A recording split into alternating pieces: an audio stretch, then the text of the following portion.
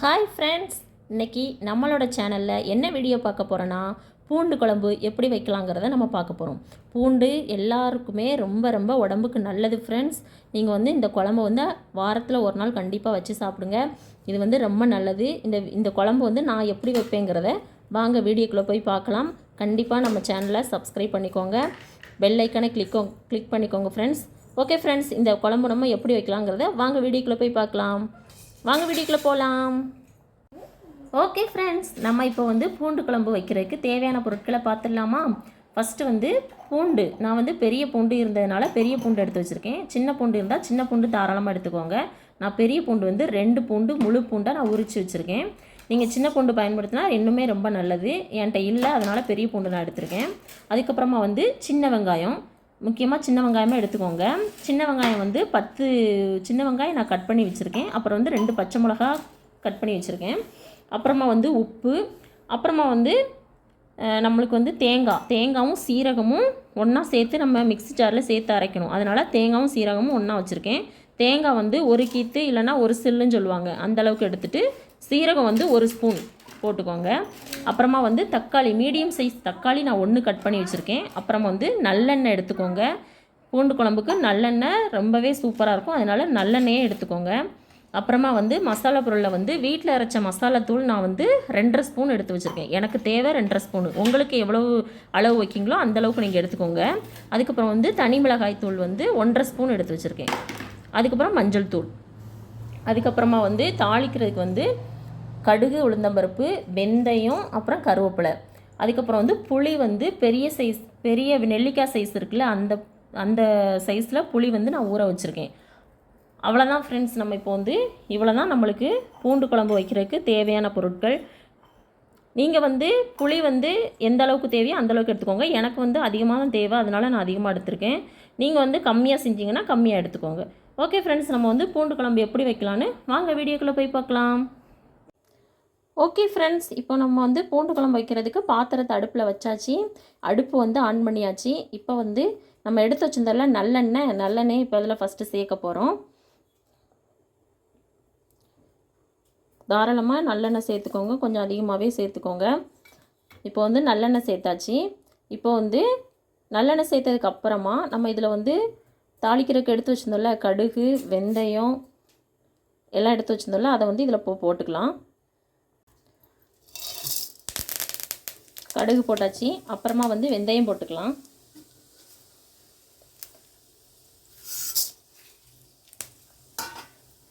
வெந்தயம் போட்டாச்சு. இப்போ நம்ம சின்ன வெங்காயம் கட் பண்ணி வச்சுருந்தோம்ல, கடுகு நல்லா பொரிஞ்சு வரட்டும். அதுக்கப்புறம் நம்ம சின்ன வெங்காயம் கட் பண்ணி வச்சுருக்க சின்ன வெங்காயத்தை இதில் சேர்த்துக்கலாம். இந்தளவுக்கு கடுகு நல்லா பொரிஞ்சு வருது ஃப்ரெண்ட்ஸ். இப்போ நம்ம சின்ன வெங்காயத்தை நம்ம சேர்த்துக்கலாம். சின்ன வெங்காயம், பச்சை மிளகா ரெண்டையும் கட் பண்ணி வச்சுருந்தோம்ல, அந்த ஸ்டேஜில் நம்ம சேர்த்துக்கலாம்.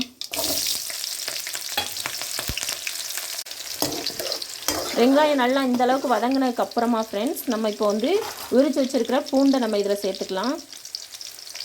இப்போ நம்ம பூண்டு சேர்த்துக்கலாம். பூண்டு சேர்த்து நல்லா கிளறி விடுங்க. இந்த எண்ணெயிலேயே இந்த பூண்டு நல்லா வதங்கி வரணும்.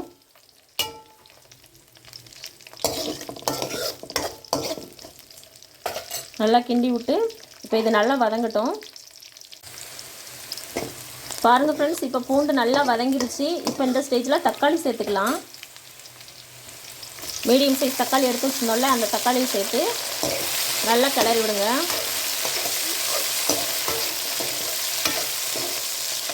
இந்த அளவுக்கு நல்லா கிளறி விடுங்க.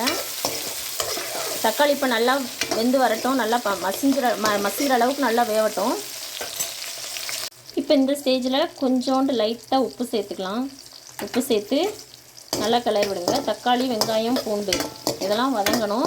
வதங்குறக்காண்டி இப்போ லைட்டாக உப்பு போட்டு, இதுக்கு தேவையான அளவு மட்டும் நான் உப்பு போட்டிருக்கேன். குழம்புக்கு இன்னும் போடல. குழம்பு வச்சதுக்கப்புறம் நம்ம தேவையான அளவு உப்பு போட்டுக்கலாம். இப்போதைக்கு கொஞ்சோண்டு மட்டும் போட்டு நல்லா கிளறி விடுங்க.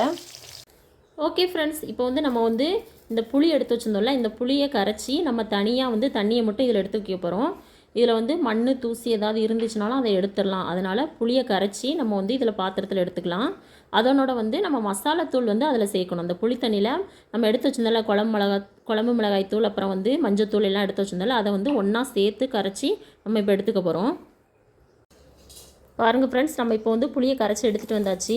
இந்த இதில் வந்து இப்போ நம்ம எடுத்து வச்சிருந்த மசாலா தூளை எல்லாத்தையும் மொத்தமாக சேர்த்து நம்ம இப்போ வந்து கரைச்சி எடுத்துக்கலாம். இந்த அளவு கொட்டியாச்சு. கொட்டி நல்லா நம்ம வந்து பிசைஞ்சு எடுத்துக்கணும். நல்லா கரைச்சி விட்டுக்கோங்க. இந்த அளவுக்கு நல்லா பிசைஞ்சு விட்டுட்டு அப்புறமா வந்து நம்ம என்ன செய்ய போகிறோன்னா, இதை வந்து அப்படியே நம்ம வந்து பூண்டு வதங்கிச்சுல அதில் வந்து நம்ம குழம்புல நம்ம இப்போ ஊற்ற போகிறோம். சட்டியில் நம்ம இப்போ ஊற்றிட்டு அப்புறமா பார்க்கலாம். ஓகே ஃப்ரெண்ட்ஸ், இப்போ வந்து நம்மளுக்கு பூண்டு, வெங்காயம், தக்காளி, பச்சை மிளகாய் எல்லாம் சேர்ந்து நல்லா வதங்கிருச்சு. இந்த ஸ்டேஜில் வந்து நம்ம இப்போ கரைச்சி வச்சுருந்தோம்ல புளி தண்ணி, அதனோட மசாலா எல்லாம் போட்டு கரைச்சி வச்சாச்சு. இப்போ வந்து அதை அப்படியே இதில் ஊற்றி சேர்த்துக்கலாம். பாருங்கள், இந்த மாதிரி சேர்த்துக்கோங்க. அடுப்பு வந்து ஹையில் வச்சுக்கோங்க. இந்தளவுக்கு சேர்த்துட்டு நல்லா கிளறி விடுங்க.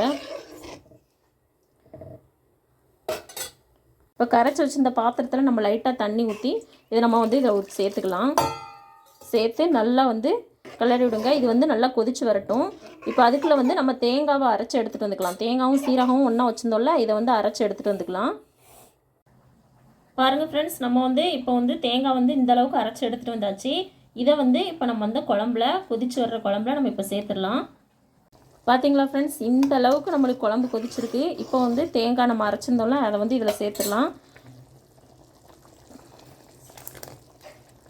ஃபுல்லாக சேர்த்துக்கோங்க. லைட்டாக தண்ணி ஊற்றி அதையும் சேர்த்துக்கோங்க. இப்போ வந்து அலசி வச்சுருக்கோம் தண்ணியை வந்து இதையும் சேர்த்துக்கலாம். இதையும் சேர்த்து நம்ம நல்லா இப்போ வந்து அதை வந்து நல்லா கிளறி விடணும். ஓகே ஃப்ரெண்ட்ஸ், இப்போ வந்து லாஸ்ட்டாக நம்ம என்ன சேர்க்கணும்னா உப்பு, தேவையான அளவு உப்பு சேர்த்துக்கலாம். நம்ம ஏற்கனவே கொஞ்சம் உப்பு சேர்த்துருந்தோம், அதனால் இப்போ பார்த்து சேர்த்துக்கோங்க. தேவையான அளவு உப்பு சேர்த்துட்டு நல்லா கிளறி விடுங்க. இந்த டைமில் உப்பு செக் பண்ணி பார்த்துக்கோங்க.